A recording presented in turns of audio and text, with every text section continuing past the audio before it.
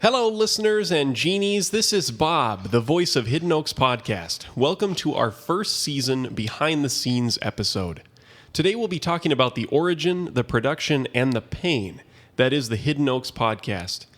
At the table with me are Owen Swerkstrom and Patrick Marsh, the other creators of our wonderful show. So welcome, guys. Thanks for being here. Thank you. Thank you.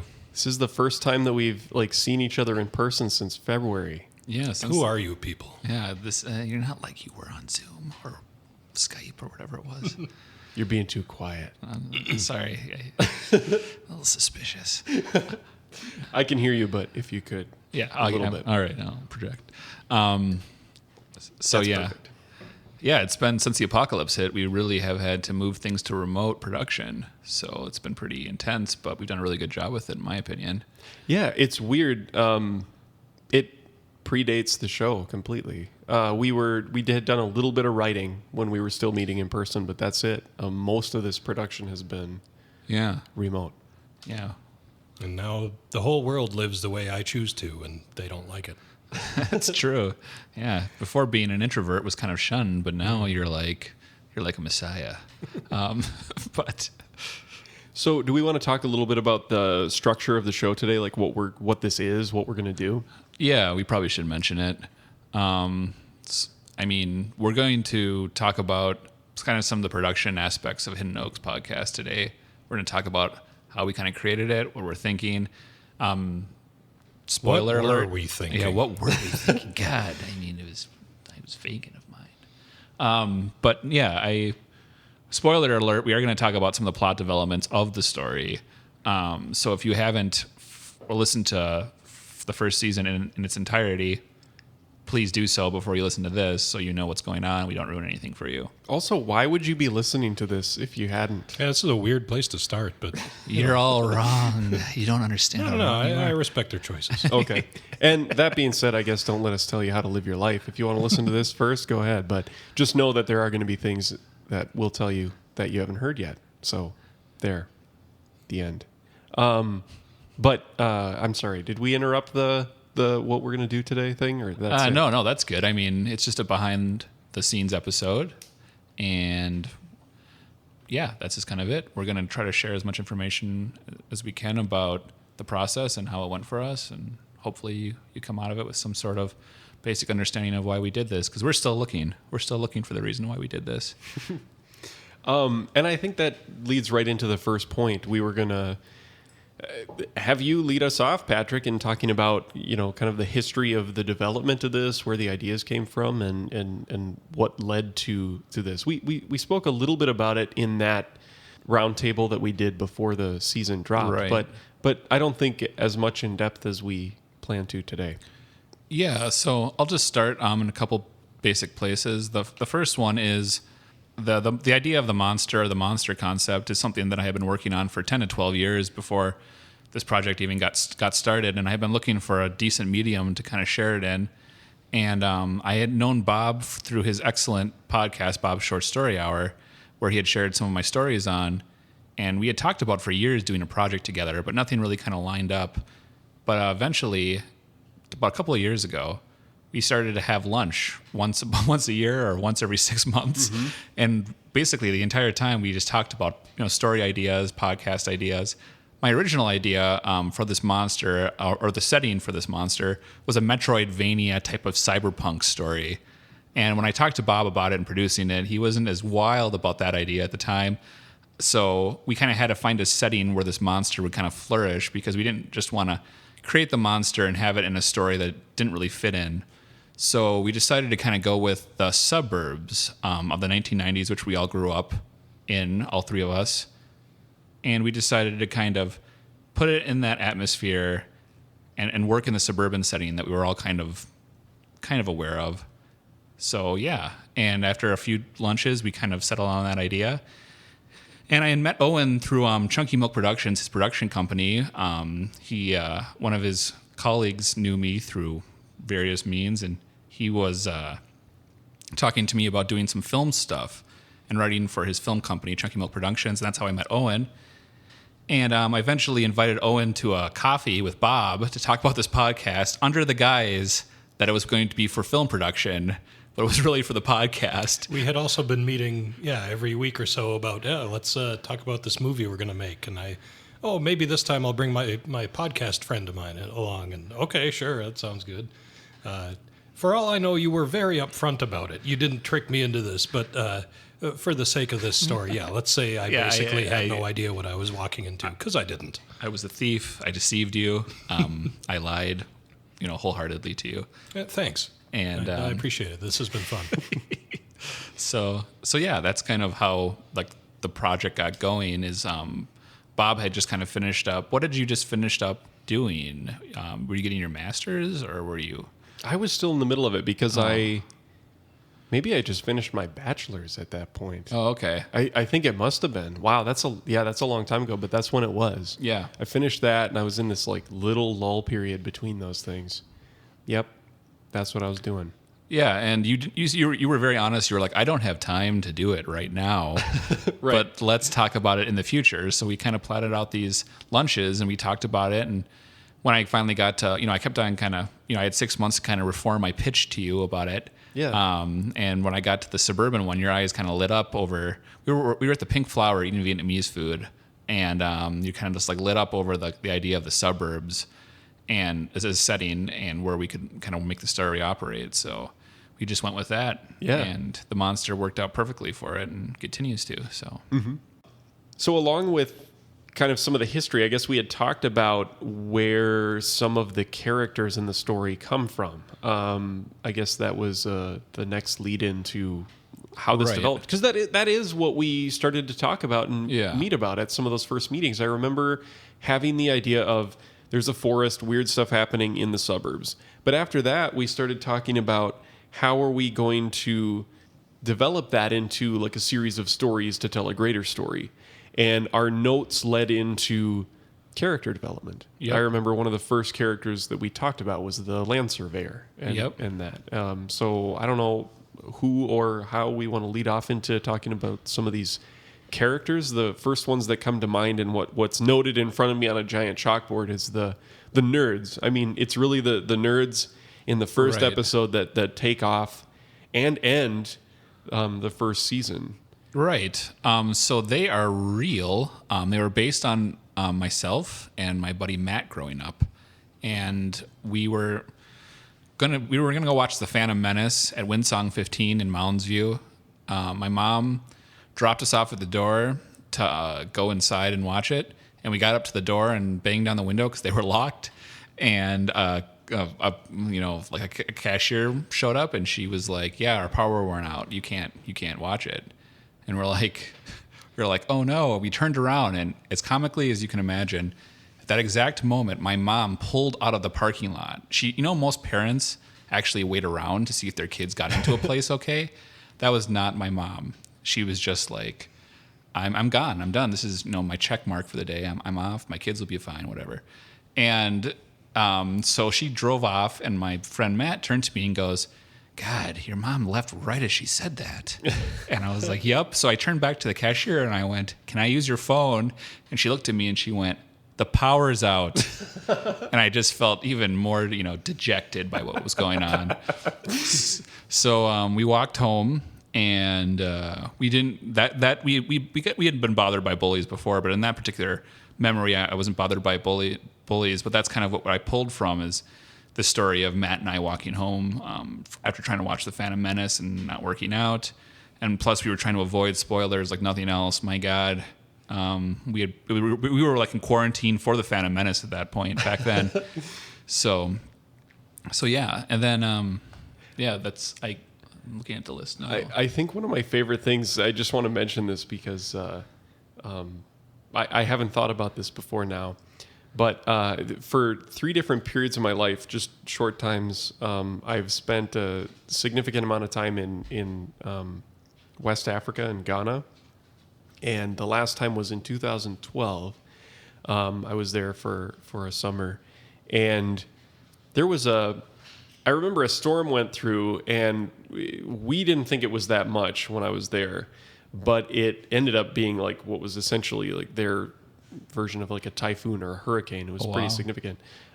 We didn't see the damage until we went back into the city. However, the day after, we went into the city because we were just going to have like a fun day with some of these friends of mine that lived there. And we went to a mall, which was like half destroyed. The main floor was underwater in some sections. Holy cow. But there was a theater at the mall. We were going to watch a movie, and we saw The Avengers. That was what we went there to see. Nice. The original, like, first Avengers movie. And, of course, like, there was a hurricane that came through. The power was out. But we saw that movie That's amazing. in West Africa. Like, I'm just saying it because it's funny that the theater seriously. here would just totally close down, and Oh, they're yeah. like, "Nah, we're gonna run diesel generators to power only the theater so that people Oh, can my still God. watch a movie." And we sat in this theater. It was literally like you're going in there with flashlights to sit down, and then they're like, "We'll power up the diesel generator, fire up the projector, and everybody can watch this movie." Like, literally, parts of the ceiling are gone. We still watched our movie, and The Phantom Menace was like canceled for you guys. Yeah, it just shows that the Winsong 15 is an inferior cinema. I don't even think it exists. I mean, it does exist, but I think it's been recreated as something else because it simply was too weak. It was too weak to maintain itself. Sorry about that. I didn't mean to like. No, derail that's it. a great story. I like it. It's just funny. Yeah, other characters. I guess the next one on the list is Aubrey, but it doesn't have to be there. Let me bring up. I'm going to bring up the episodes page because there's more than are written down. Boy, that's too big for me, Owen. I know you can't see. I can still see it. It's fine. Okay. You just pull out, you guys can't see this at home, but you just pull out a monocle of sorts, like from his. Yeah. Well, I do have an old fashioned in front of me. Bob is trying to get us drunk while we're doing this. It's spectacular. Yeah. It alleviates the delicious. red light fever. You'll be less nervous and talk more. It's working. It's working well. We could toast to. Oh yeah, we should toast Yeah. to the show. To the listeners, to the show, to the wonderful collaboration. That was me trying to stretch, guys. Sorry. We appreciate you all. Yes, thank you. I kind of want. A little part of me wants to talk about the jogger, but I don't know what to say. So if you have something to say about Aubrey or I've about the got- jogger, Well, I've got opinions on many things. But Aubrey was based on a bully that tormented me in high school. Like, she was a real bully, and I actually didn't get it as bad from her as other people in my class did. But she was a really miserable person, and she took it out on everyone around her. And I learned a little bit more about her life, which I'm not going to mention here, but it kind of was one of those moments where you're like, well, that makes sense. That makes sense the way she behaved. Like, and that kind of didn't make me forgive her for torturing me in high school, but it kind of dotted the I's and kind of made more connections for me and stuff. But I wanted to really build a sympathetic character when I wrote that character. I wanted people to really feel for her. I didn't want to isolate her as just a bully. I wanted her to be bullied herself, to come from abuse, to come from a place that she didn't feel safe. And that was just really important to me as a writer, that we got to see both sides of that perspective. And that's something we played with throughout Yeah. season one was here is a villain, more or less. And then we find out, well, here are the conditions under which they were created. And maybe there was a worse villain, and maybe it wasn't really villainy. It was really shitty circumstance. And it's always a combination. Everybody has their own choices, but, we got to explore that a lot. And I think that was an important chain in season one, to see Yes. the villain and then the sympathy, honestly, for what seemed at first like really terrible behavior. yeah, I wanted to harness on that as well. I'm not surprised that we all kind of went there from Aubrey, because she was really the jumping off point for that concept. Yes. And I don't know if now is the place to get into that fully. I don't know if maybe there's not more to say about it, but that did end up becoming something that pervaded season one, and I think is probably going to be a theme throughout the entire show. We didn't want to have a single like black or white perspective on any individual. You know, anything that's a villain.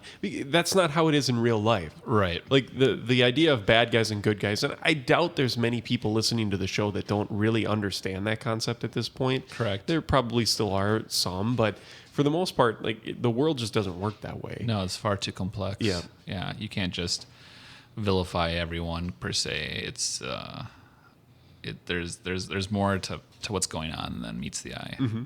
For that very reason, I think it's always been villains in comics and novels and things that have been a lot more interesting to me than heroes, because heroes are very sure they're doing the right thing, they're standing up for justice, morality, things like that, but villains got to where they are for some reason. There's a lot more backstory on villains always than there really is with a hero. Because there's like, why did they get there? It's not usually just that they want to take over the world, right? Right. It's some kind of a story. Yeah, and I totally agree with that, and I think we do a good job with that in our podcast. We show multiple points of view.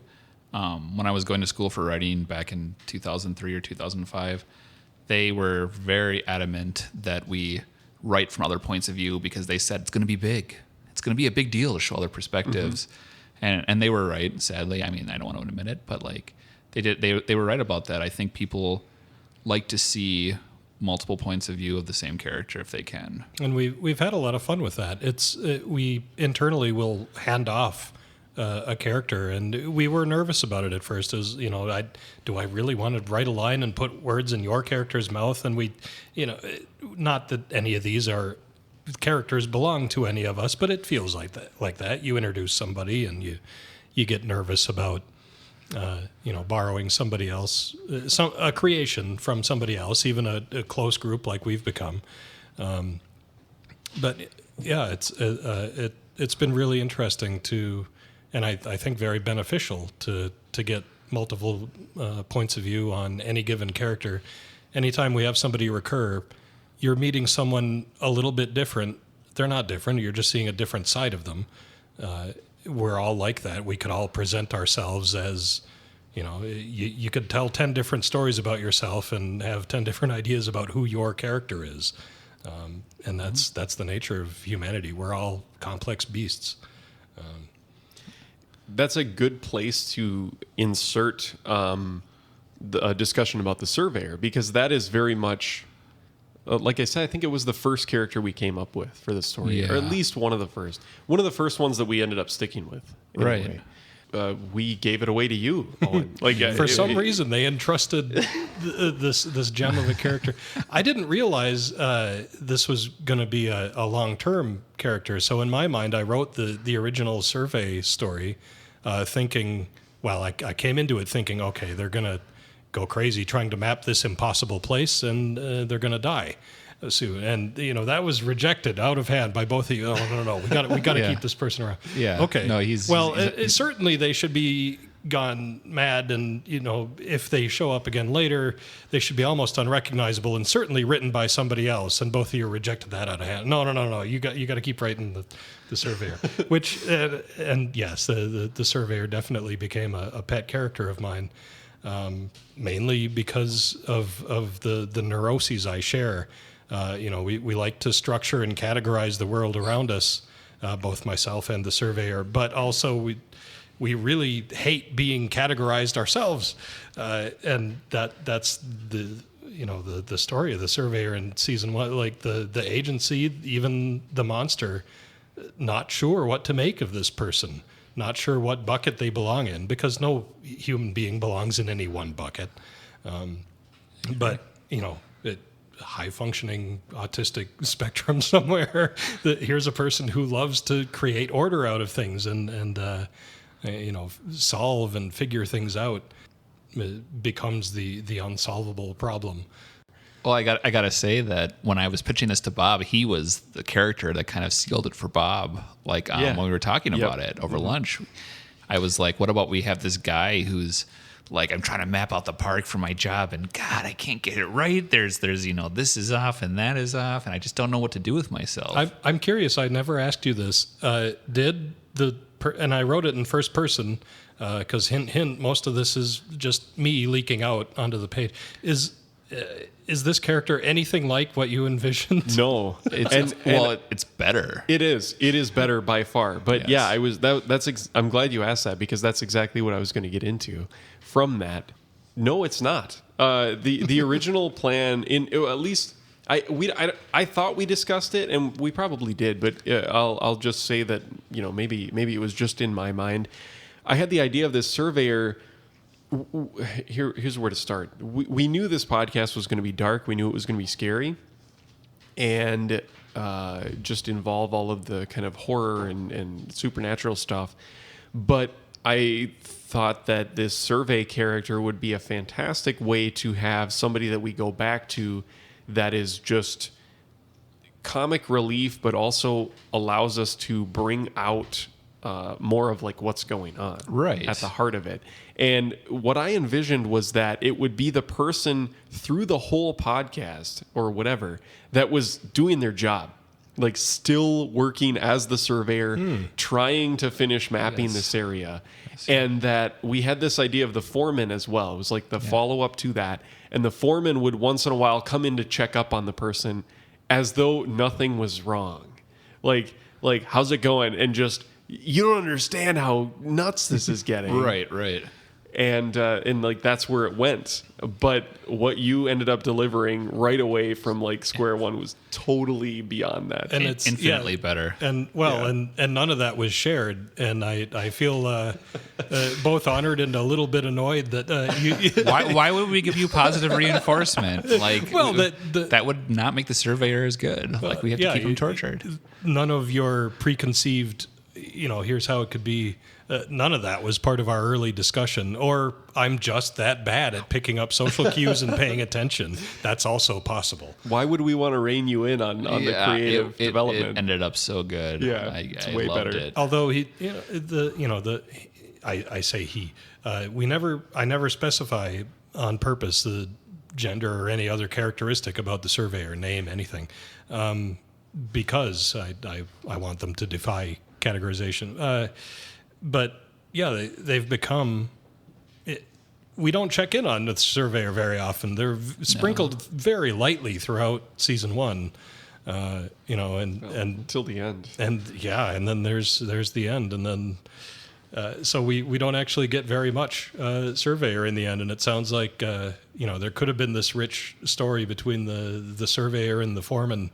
And you didn't get any of it because he didn't bother to mention any of his ideas. So what you get is what you get with the surveyor. Haha, too bad. I don't like giving like preconceived notions on how we're going to develop a character. That's not what it's about. Yeah. The surprise and the development is way more fun this way. Our only condition for him was that he was filthy and naked at some point. Yep. That was kind of where we're like, whatever happens, he's got to be filthy and he's got to be nude, running around the park. And See, I didn't remember that being part of the conversation either. you simply found it yourself. It was very I did. organic. For some reason, I thought at the end, we're gonna have this person ditch their clothing, and the agents find that instead. You really ended up making that a significant part of this, Yes. because that was what ended up coming up through Cartograph and the exchange is like there has to be some physical connection with the forest to understand everything that's going on. That's true. I don't know. I must be expressing an inner naturist nudist or something. Certainly, the rest of the character is very much based on. You're welcome for finding that for you. And thankfully, this is an audio-only podcast, and none of the rest of you need to see what these two gentlemen. I'm kidding. We've brought out Owen's inner nudist with that character. I'll spare the world that particular revelation. That's funny. Oh, I thought I had something else to say about the surveyor, but Now he's just Well, he's picturing me naked, Shakespearean. so. I mean, we talk about like the Shakespearean character a little bit. Yeah. And he's very Shakespearean, like very tragic, very doing all the right things in his own point of view, reacting to certain things, and he still gets fairly messed up from everything, fairly demented from everything, regardless of his decisions. I'm glad you feel that way. I haven't read Shakespeare since high school. Well, that's okay. Well, it's interesting because you say it that way, and I think that was kind of that was kind of the way that I felt early on. But I think it was a listener comment at one point that started to change my perspective about that a little bit. Because, yes, to all of us, and this is another perspective thing, it seems very clear that the surveyor has lost their mind, or that maybe their wits aren't completely about them. But in another vein, that person is the one that understands more of what's going on than anybody else. Right. They're not really crazy. They get it. And that's right out of it's a recurring theme. Buffy the Vampire Slayer did this, where the quote insane people were the ones who understood what was going on and what the machinations of the big bad were. I forget what season this was, but the idea of someone who is, their mind isn't operating the same as everybody else's. They're seeing something that's true and something that's horrible, and something that the sane quote person doesn't see. Hopefully, it doesn't feel like this has been done to death in the way that we implemented that. I feel like we brought our own flavor to it. Definitely. But yeah, it's been really fun stuff to explore. And in terms of, to some extent, the surveyor started out as, it's a neurodivergent person in the first place. It's, somebody who, grew up in the 80s and 90s and wasn't diagnosed with anything because they were just seen as shy or, a bookworm or something at school. That's me too. So, never diagnosed as, certainly they have this or this condition and label. That isn't the important part. The important part is, this is how they try to solve a problem, and this is what it does to them. And that's something people with who are nowhere near that type of spectrum can still relate to, because we all have our own reactions to things and our own how do we deal with something that we're trying to reconcile that just doesn't make sense to us. How do we deal with that? Sure. And in some ways, I admire him to a point, because he doesn't shy away from it. He's actually trying to understand what's happening, more so than maybe any character in the story. They're at the mercy of what the monster is doing, the byproducts of the abilities of the monster. But the surveyor actually, for the most part, tries to figure it out, and does figure it out to a point. Yeah, and whether that's, it can be seen both as, strength and courage, and it can also be seen as, well, this is compulsion. Their brain won't let them act any other way than to keep digging and to keep trying to solve this probably unsolvable problem, and that's where they go. Right. Really good. The only other thing that I had thought of in regards to the surveyor was that you had mentioned, we don't discuss gender, or we don't use like a pronoun thing when it comes to that person. And I have some of the questions that we've had in our minds in our meetings about, is there anything that's difficult to follow or whatever? And we're always wondering about those aspects of it. And that's one of the other things we're going to talk about. I've had some listeners say that they're able to track who the surveyor is when they come up.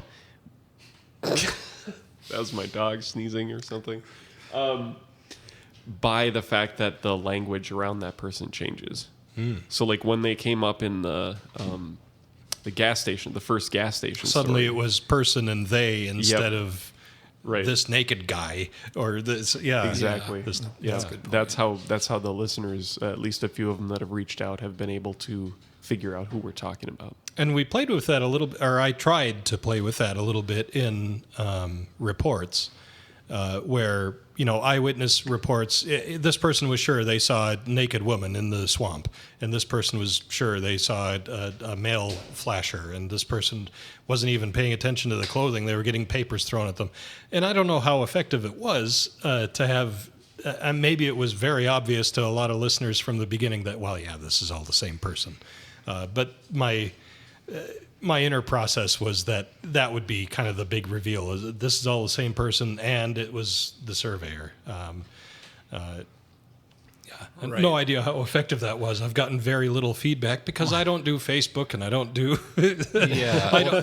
I don't hear anything about this stuff. I give it to you guys and you record it and we put it out. And I had a guy I had a listener tell me that he thought the surveyor was the most insane character, but it turns out he was the most sane about what was happening. So I think that was kind of a common reaction to his character. I think so too. We've talked about the nerds, Aubrey, and the surveyor. So we're still like very early in the season. Yes. The next things that are kind of coming up, I'll just say in the jog, that guy is based a little bit on me. Like the prickly and greasiness thing are terms that I use in my life. Love the word prickly. Yeah, in prickly that story. it's very Gruffalo. What a great story to come in on, Bob. We should mention Bob and I have not really written fiction like this gotta before. Get to that, yeah. That's true. So the surveyor for me and the jog for Bob, this was kind of our debut of okay, let's see if we can do this. And here's Patrick, a published author who's got book series out there.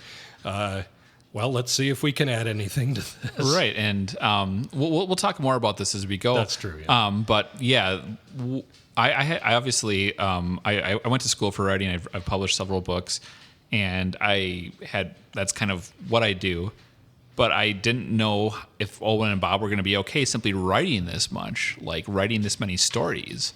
And man, was I pleasantly surprised. I wasn't shocked because I knew Bob had read a lot of stories through his Bob Short Story Hour. I knew Owen knew a lot about narrative structure through his filmmaking. But to the extent of the quality of their writing, I was just really pleasantly surprised. And that they were so gung-ho about it. Because I remember in writers' workshops where we had people in there writing for the first time, and they were like, you're going to have to put a gun to my head to get me to write a story. And these two guys, they just took it. But I wanted to just switch back to the jogger really quick because I really wanted to touch on this character because it's kind of a funny story.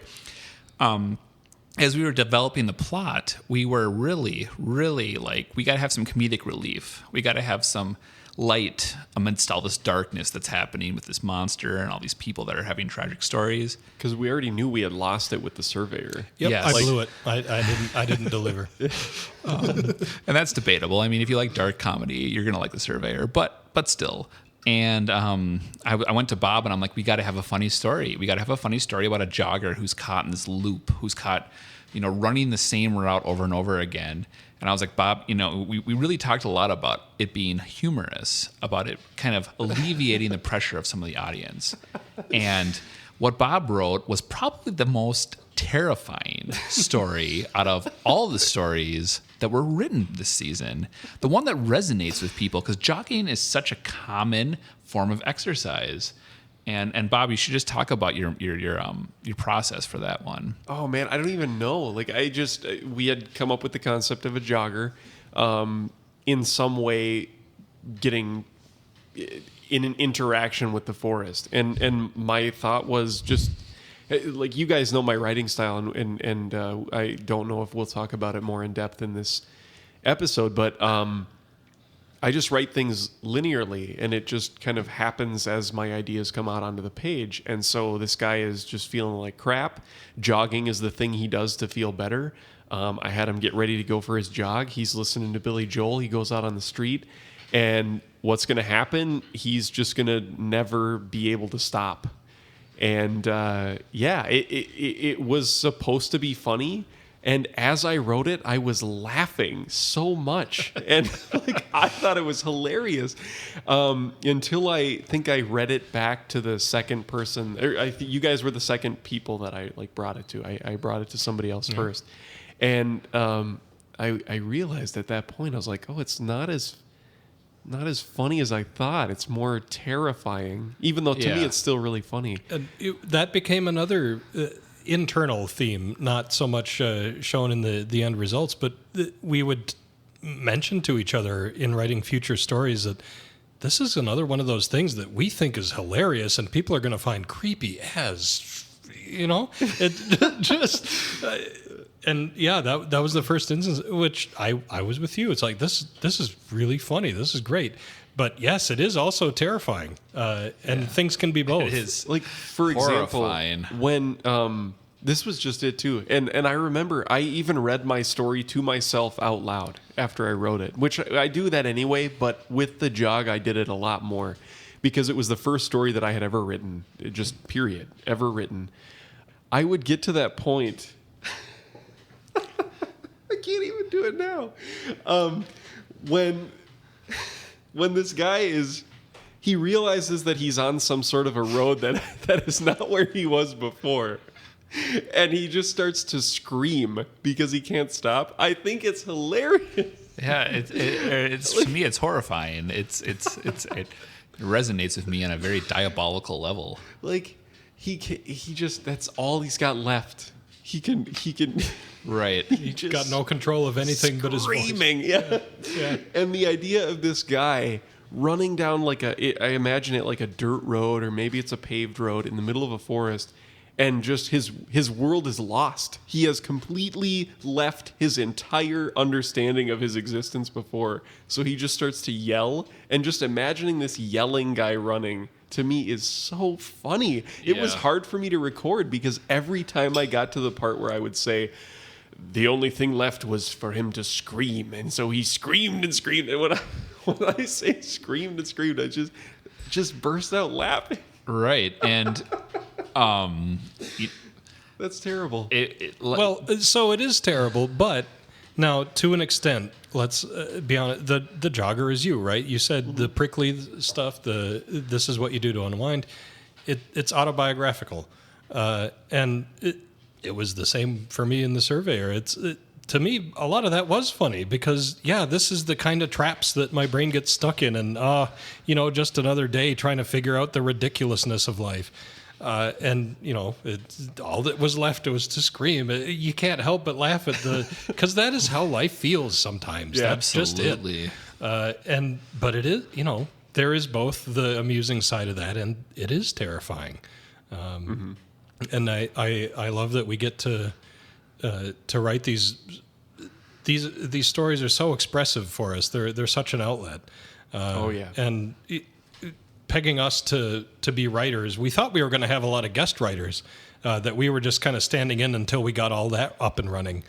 And now we've become, we write roughly a third or at least a quarter of the stories. And that's been a gift, Patrick. Writing for all the anxiety and for all the negative parts that writing does give us, and we'll talk about all that later, I'm sure. Writing is cathartic, and it's honest, and there's something very therapeutic about being able to pour a piece of yourself into something and then share it with the world, warts and all. It's a beautiful thing. But talking about the characters, we've covered the Surveyor pretty good. And once again, the Surveyor is just an absolutely fantastic character. And Bob, I don't know that you and I could not have done it better. No, there's no way. There's no way. Mm-hmm. So that really, good job, Owen. Very, very, very, very good. So the agency is kind of next on our list. And I didn't work as much with the agency. I just want to kind of, sign a little disclaimer here that I'm more of the monster worker. Of course, that kind of spreads to everyone, but the agency has really been Bob and Owen, and what they've done with the agency, what I love about them is that they have tried to understand what is happening, and they've tried to use bureaucratic systems to identify what is happening, and it all just fails miserably. They try to make it work, but there's really because what they're trying to understand is so chaotic, they don't really have any control over it. They just have cleanup. And maybe you guys could touch on that. You're the one that took the first agency story. That's true. So we decided early on that we wanted different kinds of formats, different kinds of storytelling. So we had the third person traditional narrative of the earwigs and Aubrey and nerds stories, and the first person of the Surveyor, which we'd actually didn't even use again until the Surveyor showed up again near the end of the season. And we also wanted to try radio drama. We're eavesdropping on a conversation between characters in our stories. And I was kind of the natural candidate for that because I've worked in film and we got dialogue, and initially I wrote it more or less as a screenplay, and I looked up. This is a totally pedantic side tangent that should probably be cut from the show, but I looked up the BBC radio standardized format for how you make That's really cool. A radio play. And it looked so ugly to me. I just couldn't bring myself to do it. It was Old British. I love to categorize things, and I love to do things by the proper format. And hopefully, Patrick can vouch for me. What I did with his screenplay, I got everything looking, Hollywood standardized. Yeah, but no, it worked. But with the BBC radio play, and that is the standard for how you do this kind of thing. I just couldn't bear it. It was so nasty to me. I couldn't deal with it. So, if we're ever published this first season in a book, you might see remnants of our. I just have the character name : and then the line. That's it's a very, very low tech kind of a just I give up format of how these radio plays work. Well, it works. Yeah, I it mean, does. I And enjoy thankfully we've had such with Bob and with Robin and Chris. We brought in my old friend to do the voice of Agent Mattson. They've been such champions, and they've been so good as performers that even during the later episodes where nobody was in the same room recording all of this stuff separately, we wound up with really believable dialogue and interplay that I was so thankful to be. It was a pain in the butt to edit, but it came out so clear. Absolutely fantastic. So after all of these tangents, yes, getting back to the original agency story, we wanted just kind of we were thinking about the final episode of season 1 of The Mandalorian, a couple of stormtroopers talking to each other. Just kind of grunts in a big organization talking about their day, just going, and the idea of having one of them being a sort of a new trainee on the job, that was a good mechanism for letting the audience know, this and that about, okay, let me bring you up to speed on this without it being just exposition soup, which hopefully it wasn't just exposition soup. It wasn't. Hopefully It wasn't an exposition dump at all. But yeah, just the kinds of things that they would naturally talk about. And I know also, speaking of characters who didn't really go in the direction we thought, we had all had this image of kind of a gruff, the agent who's seen some shit, the guy, the veteran. Mattson. Yeah, Mattson. Mattson as this hardened veteran passing down, here's how it goes to the new recruit. But I had a hard time with this first bit of radio drama, this first dialogue episode. It was difficult for me to get started, so I decided to kind of mine my memory for friends and acquaintances and coworkers, people who I used to talk to every day, and I in some cases haven't talked to for 10 years now or more. People that maybe I didn't even like them that much, or maybe I did. Just people that I missed talking to because they had a unique character about them. So I based Mattson on an old coworker of mine, and he's an amalgam, right? It's not one person, but I got kind of the one core of this is how he spoke, and I'd bring in traits of this and that. And same with Agent Wilker. Great friend of mine growing up, was the son of a cop, as that shows up in the story. But Agent Wilker is not my friend, whose name is also Wilker. But I bring in some traits that that's what makes this person really great, and why I miss talking to them.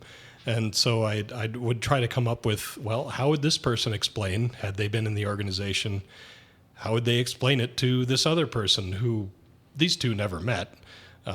And yeah, that was sort of the process behind at least the initial agency. And I carried that through with later on. We had a few more glimpses into the agency's workings, and I would keep doing that with other names pulled directly from my life history and other characters that may or may not be linked to those names. I just think the names are great, and the personality traits I'll play fast and loose with. I want to protect the innocent.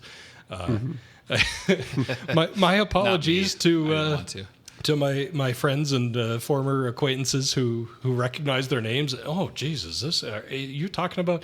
No, it isn't directly that person, but it's. I try to celebrate what I really admired about these people, and sometimes they were people I overall didn't admire. But But what you're touching on, and for we get the next character, Bob, is that we all bring nonfiction elements to this fiction. Oh, yeah. Mm-hmm. We're all pulling from people we knew, from people that we sometimes wish we still talk to. There are people from my stories I don't wish I still talk to, but we use those experiences in a fictional sense, and that adds to our narrative. And I think that's a really important thing. Absolutely, you can't make it up from full cloth. You need to integrate. Okay, I at least know this about this. You talked about how the bureaucracy of the agency is just unable to deal with the chaos of the monster. Right. And well, we've met bureaucracy before. We know what that looks like. We can work that into our stories. Yeah, we all have varying experiences. Oh yeah. And yeah, it's you have the agency, which is simply trying to put a document, almost like form a policy around a monster they simply do not understand, nor will they understand, in terms of like they simply are not to the point that they can understand what is happening, but they're trying, and it's almost infantile in a way. But I just want to look at the next character in our list.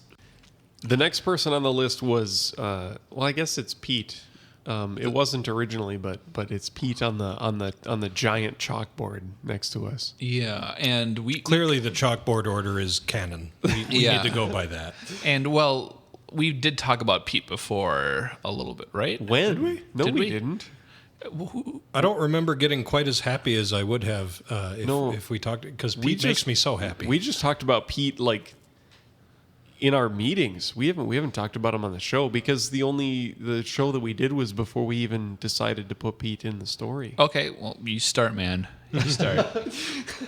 Let there be Pete. It's not my character, but I have to say, in terms of doing the show, doing the voice, bringing the characters to life, Pete has by far been. By the way, Pete is the bus driver. If people don't recognize that from episode 7, I think 7 or 8. Man, I had a blast bringing that guy to life, and it's another 100% real character from Patrick's life. And the way that this came up was actually a really interesting story how it developed, because it was. We created a list of stories to give to like guest writers, like we had already mentioned having guest writers on the show, and we had this list of just bullet pointed ideas, and we had something like bus driver picks up ghosts or something like that, like ghost bus ride. Yeah. Ghost train it started as. That's right. Yeah, we do have the locomotive train, yeah. And we were looking to like farm that out. We sent it to one of the guest writers that we reached out to. He came up with like bullet pointed ideas, and we had some holes at the end of season 1 that we still kind of needed to fill and think about. And we gave that story to Patrick. Like, Patrick, you had a really strong idea of, I want to tie public transit into the idea of Hidden Oaks doing weird stuff. And so you wanted to write this story about Pete. You started telling us about a really interesting real life bus driver that you had in Minneapolis, and you were going to write that story, and then you had, I think that episode was like 2 stories for you that week. Yeah, it was too much. It was just too much, and so you like gave it to me, which I saw as a gift. Like the fact that I got to bring Pete to life was just fantastic. Absolutely. We have a couple of meetings every week, and we spent one of them almost entirely Patrick regaling us with tales of this insane bus driver. Yeah. And it was a fun meeting. We got nothing else done other than let's hear about this nut job. Well, it was such it was such a strong and I keep interrupting you. No, You're going to it's talk okay. about this character, but it was such a strong personality Absolutely. that I had to get as much out of you as I could about who that person was, that we ended up devoting this whole meeting to it. And I did not want to fail you. So anyway, tell us about this guy. So Pete was based, let me give you some context. This is a nonfiction inspiration. Pete was based on a bus driver that I had as a student at the University of Minnesota Twin Cities. And he was a bus driver on the 25 line. And everything that Bob wrote about brilliantly, he completely captured the character, was based on what I had experienced in real life. So Pete was the type of bus driver who you were terrified of. I used to ride the 25 north down from New Brighton to the U of M Twin Cities. I had a transfer spot down in downtown Minneapolis, 16 or 35 or something like that. I would transfer over to get to the U of M if you want to think about it logically. But Pete was the bus driver to get me there, and he was the captain of that ship. You get on the bus, you throw your pass in. He wouldn't make any small talk with you like some bus drivers would. You go sit down, and Pete would crack open a drink. He would sometimes it was Diet Coke. Right? Yeah, it was Diet Coke. He'd crack open a Diet Coke, and he wouldn't use the loudspeaker to let you know about the stops that you were going on. He would just yell them. So great. At the top of his lungs, to the point that it was like a shriek. And he'd be like, 5th Street, He's got the microphone right there. Yeah, he couldn't pick it up. He could, this is the 5th Street, stop or whatever. Instead, it was, he would scream it. And whatever time of day you were on that bus route with him, he would wear a pair of sunglasses. And man, you knew you were in trouble if he lifted those sunglasses up to look at you. Oh, he would lift them up? He would lift them up to look at you. I had him whip them off. Yeah, or whip them off. He would just, you knew if you saw his actual eyes, you were in serious trouble. So he would just yell. At the time I didn't have an iPod. Those were just coming into style. But I would love to have listened to love to have distracted myself on the bus. But I felt like I was in the army. I felt like I was on the way to boot camp, and I had to listen to everything the bus driver was saying because there was no sense of forgiveness with him. And a few times, people riding the bus would dilly-dally as they tried to enter the bus. We had there was one gentleman who was on his phone, and the bus driver he saw that he was on his phone, and he shut the door in his face. And the guy pounded on the door like in a cartoon, pounded on the door to get inside. And this bus driver, he just nope. And he just rode on. And the guy he physically chased the bus down the block to get to the next stop. And when he got there, he was like, "You left me behind. You left me behind." And the bus driver was like, "Who are you? Do I know you?" And it completely reduced Here's the him to raw nothing. version of what you just heard in episode 7. Yeah. That's that stuff all really happened. It all really happened, and Pete was, I honest to God, when I would ride the bus with Pete, and to be quite honest, he was a very effective bus driver. Oh, for sure. All the riffraff? There was no BS with him. But he would make me so anxious, I would sweat through my clothes. I would have a huge puddle of sweat just formed underneath my butt, my armpits. It was just completely uncomfortable. And I would get to the U of M where I'd walk around, a mile to get to my classes. And it was just oh man, Pete really, he really makes me stressed out. But, I like how you've even adopted that name for him now. Even though that was not his name. Yeah, it's basically become real. Did you know his name? I didn't know his name. And he was... he was a very well-respected guy. Nobody... Oh, for sure. There was no... Like we talked about, there was no riffraff on that bus. Who would mess with Pete? Yeah, there was no one messing with him. And he was really a kind guy in terms of getting you to where you wanted to go.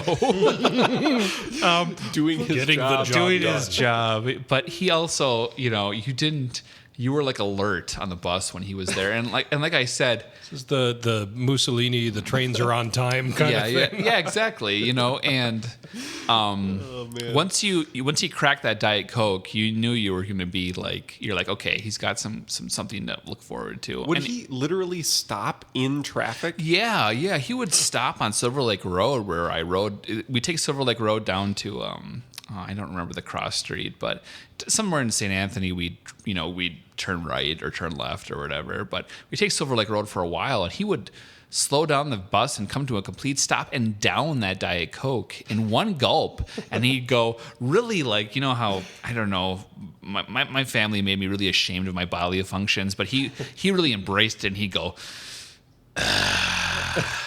you know, like really let out oh, I really enjoyed that Diet Coke. and he was, God, you know, I'm sure he's retired at this point because this was a long time ago, but he really, like, he commanded my attention. Oh, sure. On that bus. But that's what he was going for. Yeah, and you I'm captured him perfectly, Bob. Good. Like, it was a joy to see you create that story. Can you scroll down a little bit? I want to see what else was in episode 7, because I remember a late night text string with you guys. So yeah, we had this wasn't this wasn't 7. This was 8. Sorry, we've been off by 1 this whole time. So Round and Round was our story in episode 8 where Pete was featured, and I remember us having this this late night text chain. Where I was talking about, Round and Round is just the funniest thing I've ever heard. This Pete character is amazing. It's fantastic. And, we had these really amazing stories with the Rain Has Come, which is what Patrick wrote that week.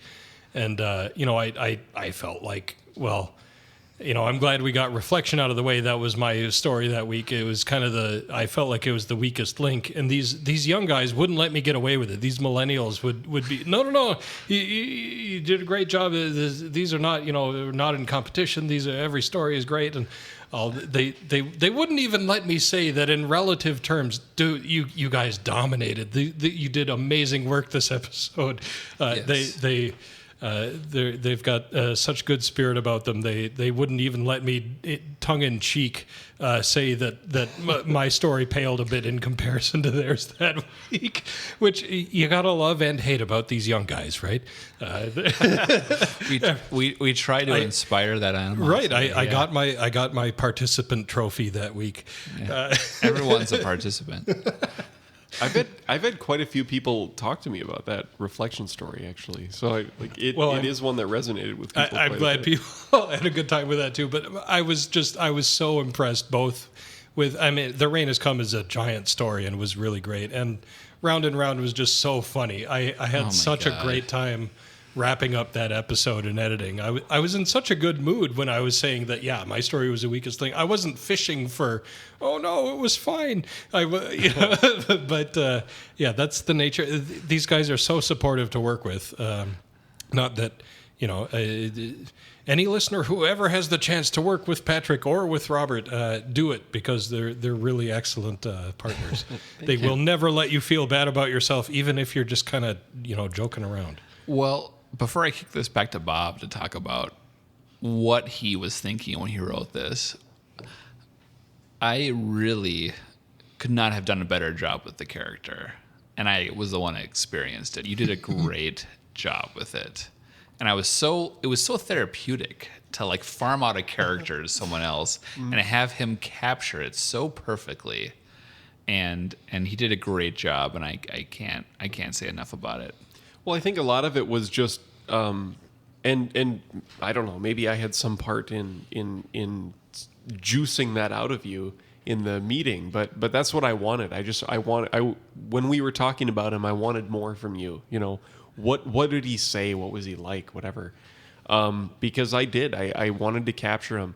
I remember laughing harder than I remember laughing at the time. It was probably the most memorable of our meetings. We were in hysterics, all of us, about this guy. And the transfer of this series of anecdotes into this story about this great character, and then of course we tie it into the story with the cat and the shadow and all of this. But It was a painless transition, which I know you spent a lot of time on it, but it was such a natural thing to hear Patrick's stories and then to read Bob's story. It was like, truly. oh, yep, this just turned into that, and I know firsthand what goes into all of the writing of all of this stuff. But just super rewarding to see how this turned into that, and how little things changed, and how much things were properly massaged to give it the correct narrative and the correct arc, and to give everything the energy it needs in order to be a proper story. Yeah, and it was by far my favorite character to bring to life, like to act out. Oh man, yelling out those lines, that was just a blast. Which was accurate. Who else do we need to talk about? I don't know. Father Witherow's up on the board. And there definitely is something with him and the Lich. He did become a darling. I was maybe we have this later, but we initially had this idea of a Lich King, an undead king. Yeah. Let's come back to that. Yeah, well, Let's come back to the that. disparity between how we think of things. It, man. Yeah, put a pin in that. Yeah, because it's up there. Yeah. I don't know. Father Witherow ended up becoming me as I wrote that story. Like Which I loved. More I than- absolutely loved that. more than anything. It's funny how much honesty will make a story just that much better. It's the hardest resource to mine in terms of writing, honesty. There's no creative writer workshop for that. I mean, there are, but there aren't. In the sense that there aren't. Yeah. If that makes sense, people want you to be honest, but then when you tell a story, they're like, I'm not so sure, but you're being honest. There's kind of a dichotomy there. But anyways, I digress. What I'm looking at the board, we have Patrick thoughts on Owen and Bob as writers, which is, do we want to move through? We're good with the characters? Yeah, I think so. so. Yeah. I And think we keep leaking into this subject anyway. A further the ether, only thing that I would think about, which I think we might just leave as a secret background thing, would be the gas station. Right, But right. Maybe let's just not. Yeah, we don't. Talk can about leave the that. gas station. We'll leave you wanting more. That's kind of our thing. And I want to mention one more character as we move on, and that's the monster. And if you guys think you have the monster figured out, you can think again. We have built as a team one of the best monsters in modern narrative. So please stick with us for that. From the horse's mouth, ladies and gentlemen. So I'm going to talk about it. Looks like thoughts on Owen and Bob as writers, which has been a delightful surprise for me. They've done such a fantastic job, and what they've also done beyond all this narrative is they've also put themselves into the story. They've pulled from their nonfiction experiences to build characters, to build details of the characters within this world, and I couldn't be more proud of them. And I just wanted to, you're welcome. It's earned, and I just wanted to talk to them about what they expected as being writers for this podcast. I really appreciate your comments there. That means a whole lot to me. I'll be honest, I haven't read much of your work as I should have. Well, that's okay. Most of the world hasn't. Don't worry about it. But no, I know your talent as a writer. I experience it. I see it. And I get to edit it every week. And it's, it kind of seemed like we were going to be the initial vision of this show was we would have Patrick write about half of it and guest writers write about half of it. Right. And very quickly that turned into, well, Owen, why don't you be the first guest writer? And Bob, why don't you be the second guest writer? Let's see what we can do. And then it became, okay, we're the Trifort. We're the three writers of this show. And we still want to explore guest writing, and we want to do all this stuff. Yeah. But we got so invested. We got in on the ground floor. We got to help you create a universe. or at least you let us think that we were helping you create a universe. No, you did. There was only certain aspects of that I wanted to control. And what could be more inspiring than that? Of course, we become very invested, and we want to put ourselves into these things. And we're neither of us experienced writers. So when I talk about, people I miss talking to, that's probably a really old trick in writing that I feel so clever for having come up with. Yeah. And I'm sure we're kind of reinventing the wheel in our own ways, and you're letting us do that. And we all edit each other's stories, and that has been super valuable to just kind of help shape. And well, did you think about from this side? No, I hadn't thought of that. Let me make sure I rephrase that the right way, and maybe I move this event to a little later so it makes more narrative sense with what's building.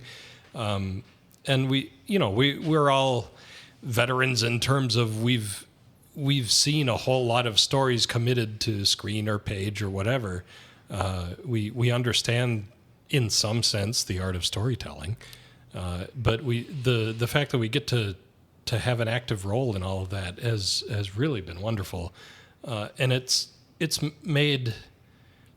has had an impact on my recreational reading and consumption of other things. When I read a novel now, I'm like, I would have changed that tense. They drift into the wrong tense here.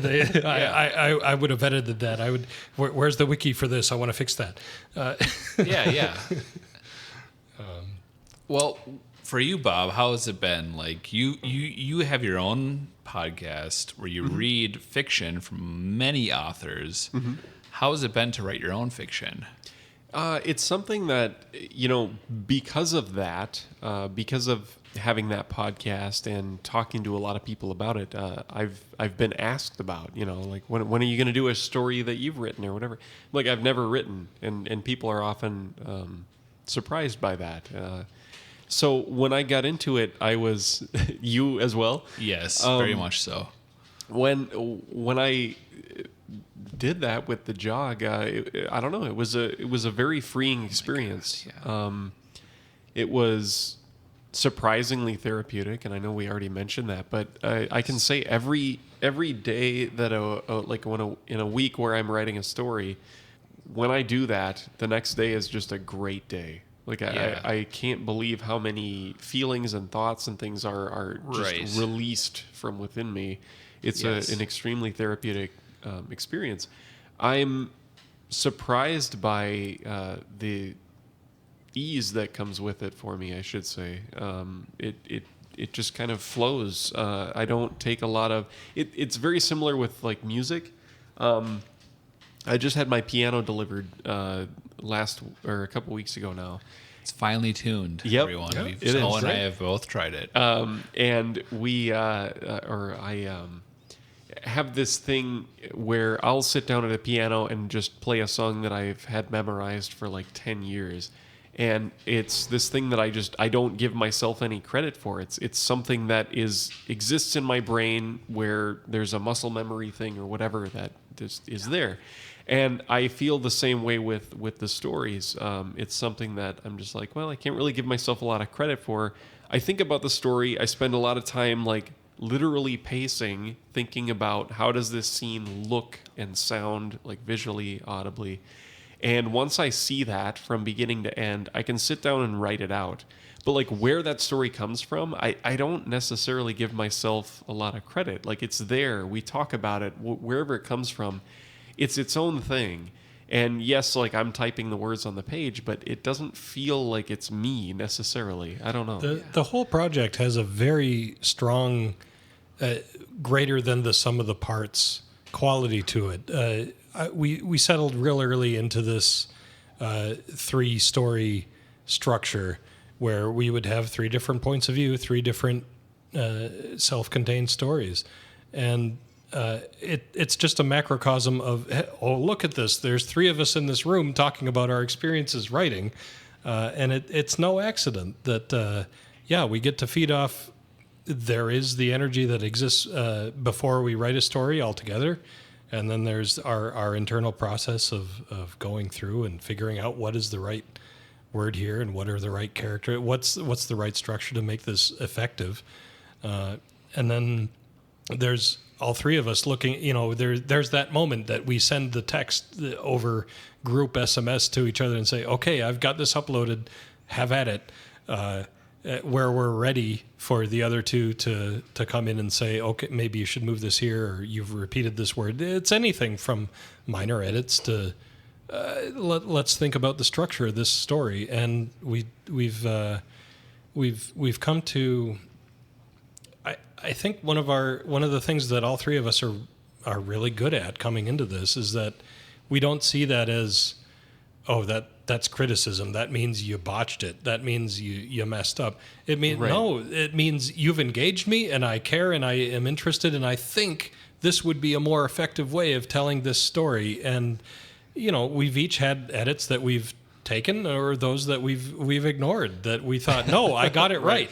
And even Patrick is kind of the monarch of, say, this entire project, because it's his monster and it's his monster's story. But we've all had so much input, and we've all been involved and invested so much that it really hasn't. He never has laid the hammer down and said, no, you can't do it that way. It's always been a case of, this is your story. Two of the three of us think this way. If you feel, no, you need to tell it that way, okay, by all means you do that. Maybe I'll make a grammar check over here. That's it. Mm-hmm. Right. And we've kind of adopted the Pirates of the Caribbean mentality, where yes. Our edits are more like guidelines than rules. And if we're really interfering with the identity of the author with this narrative, then we'll step aside and let them tell the story. And that's even happened with, I brought up Reflection before, the story of Lee, the pudgy kid taking photographs. I was really insecure about that story for a long time, and I'm happy to hear later that people have resonated with that it has meant something to listeners. But I think every story that any of us have told have all come from a place of honesty, from a place of some kind of personal experience, from either something we know because we lived it, or because our friend lived it, or because something we truly know.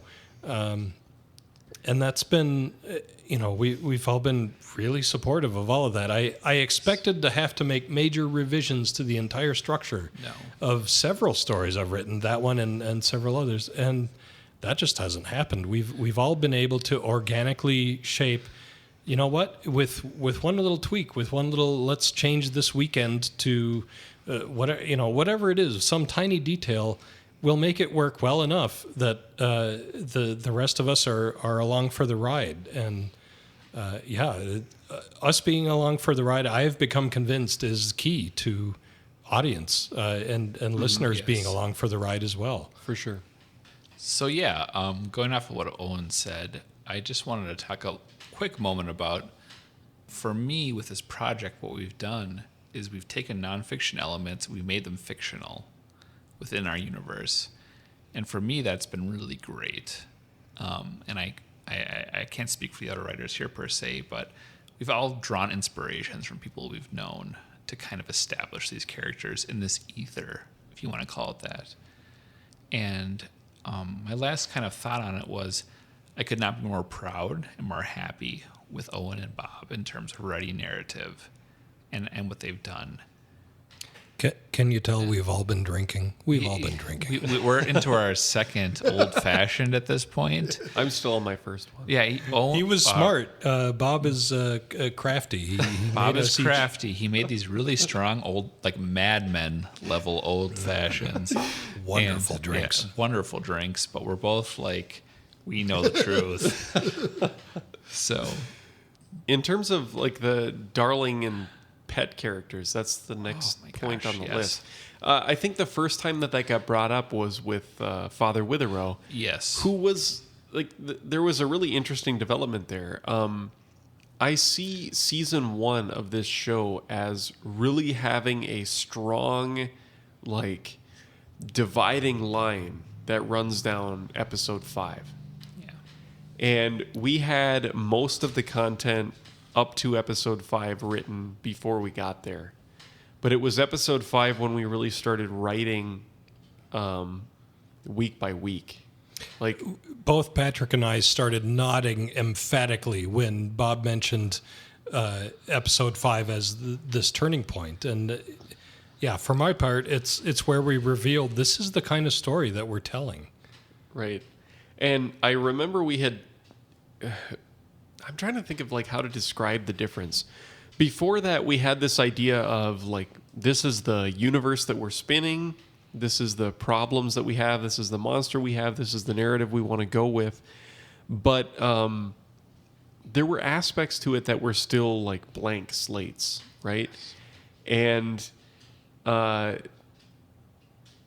I remember posing the idea the week that we started to talk about like episode 5 stuff. There's actually like 2 ideas. Episode 5 is really me heavy. I just realized it's like the Father Witherow story and the gas station story, and then the only priority. It was a matter of maybe there's this like zombie, like a lich person who's like the head of a mausoleum or something that comes in and he talks to somebody in the community. That go ahead. And FYI, audience, we went wild with the lich idea. Owen and I, we were like, "What? Lich? We love it." This came out of nowhere for me. We were like I say, we were all really invested in this story, and then Bob had kind of this idea of how we could tell the next, really how we could shape the next few revelations of what was going on. And yeah, I was just like, have a supernatural entity that just is in tune in some way with something that's going on, and but isn't like bad, isn't good. It's just kind of a neutral other person, and that's where it went. And then Father Witherow was kind of like secondary to that. My initial thought was that the lich would be, we originally called it like this Lich King, and it was going to be like this other entity that was very powerful and secondary, which it didn't end up becoming. Yeah, I think Game of Thrones, suddenly you realize this whole other hierarchy of, they do it a couple of times, the King Beyond the Wall and the King of the Undead and all of this, but it kind of rolled into one, kind of. Yes. And then what that morphed into was essentially this like conversation between him and a religious figure, which is like an exhausted trope in terms of horror films, and we'll not necessarily go into that a ton, but it is what it is. Yes, I agree with that with the fiction aspect. We can kind of look further because we've stood on the shoulder of giants kind of idea.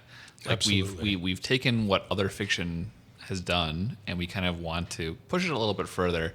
But with Bob, we talk about the concept of killing your darlings or dealing with your darlings. Mm-hmm. And with Bob, we had created a character that really resonated with him personally. Yeah, like and that was Father Witherow. Father Witherow. Not the lich, but not this priest that was secondary always to been the an lich. undead entity. This is when we started talking internally about darling characters. Right. Mm-hmm. And for Bob and maybe Owen as well, this was kind of a new phenomenon in terms of creative writing. They had not experienced that aspect of creating a character and having a particular affinity to it because they, in a nonfiction sense, represented someone in their life at one point or another. So with Bob, he had the opportunity to kind of explore this character with the Lich King, and we were really excited about that.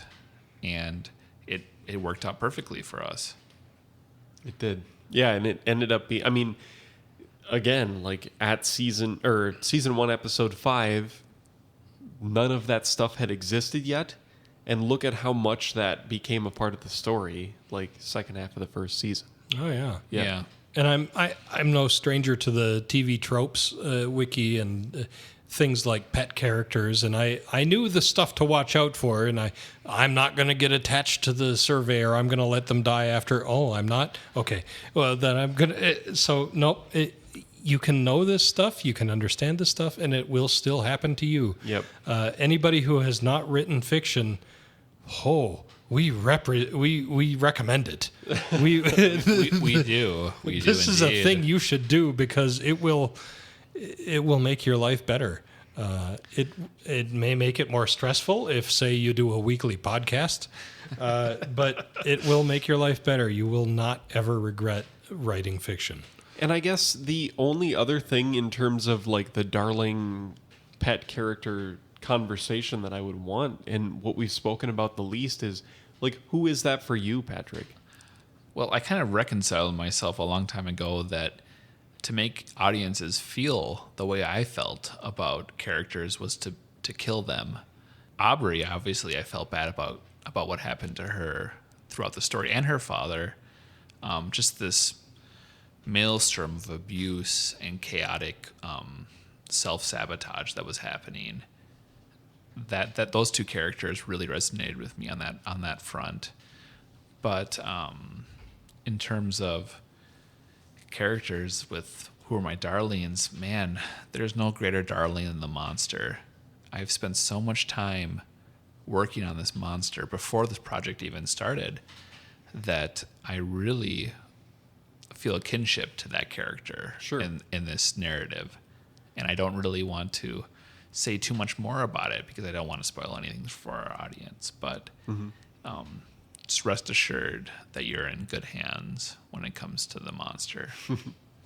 The only other thing here, I think, for today's episode would be these multiple writer stories. So we've all written individual pieces, and even in post-production, I think all of the pieces just have one name, except for maybe there was one that you and I both... Yeah, I don't remember how it was credited, but we talked about it, and it didn't matter to either of us how it was credited. But yeah, we've alluded several times to this idea of we post something to the wiki and we have these other people edit. It's not always that simple. We'll leave big gaps. We'll say, all right, dialogue by... Patrick or Owen or Bob, fill in this part, and then, fill in the water elemental part, fill in the fire elemental part. Where we really did, by the end of the season anyway, we didn't do this so much early on, but later on, we ended up team writing a handful of episodes, and they're some of my favorite ones. You drop off and pick up this narrative, and it feels seamless when Bob delivers it, when he's reading out the story. But to us, it was seriously, okay, somebody else put in this part because I got to work on the next week's story, or I got to work. Right. We've had so much. The last half of season 1 was so much crunch time that we were literally handing off and writing in relay format. Several of these really important core stories. And again, that Patrick would give us that amount of leeway and say, all right, you write Eddie's point of view, you write Ellie's point of view, something to do with puddles. Go. Really? Right. And that was all that we were given. And honestly, what we wrote is what became the episodes. Right. And what that... I'm trying to think of how to say what that is. So it was after episode 6, maybe just for, this is a behind the scenes. Episodes 7, 8, 9, and 10, we pretty much wrote in a week. Right.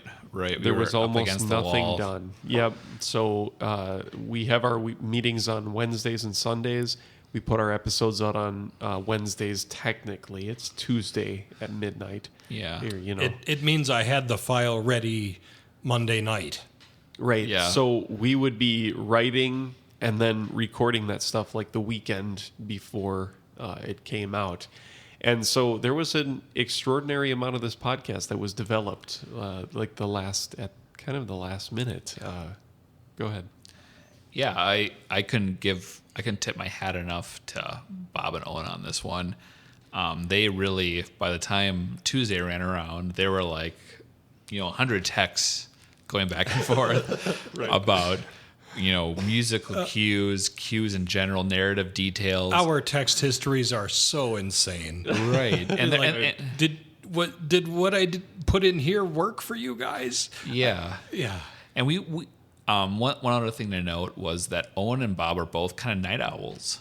I'm an early riser. I like to get up and work on something creative, for an hour before I go to work or whatever you want to call it. And these two guys, they could be up till 3 or 4 sending texts back and forth talking about, certain narrative notes and structures. And for me, I was like, I'm asleep.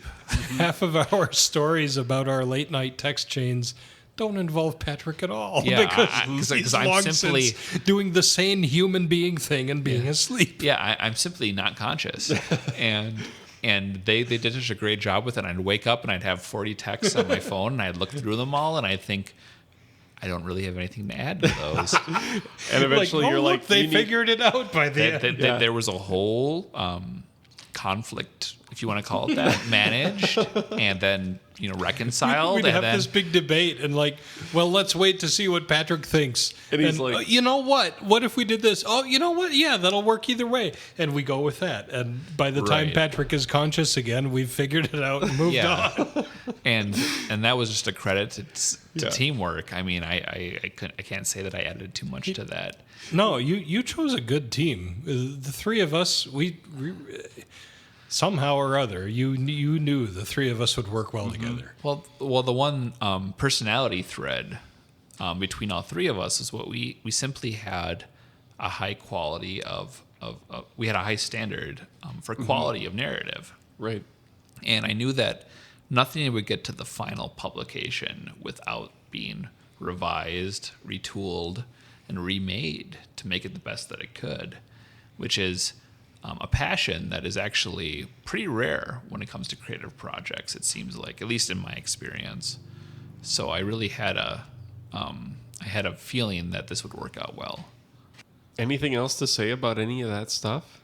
We kind of started this project with, you have this story, you have that story, but we've kind of meshed together into this mutated abomination amoeba creature of narrative, which works well for us. But it's been one of the best team projects. I mean, I've worked with a lot of different groups on a lot of different things, software, movies, everything.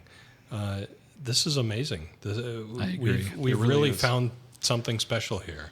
That doesn't take anything away from my software coworkers and my movie coworkers. You're all garbage. Everything else I've made is crap. Everything is just refuse. No, but this has been very unique.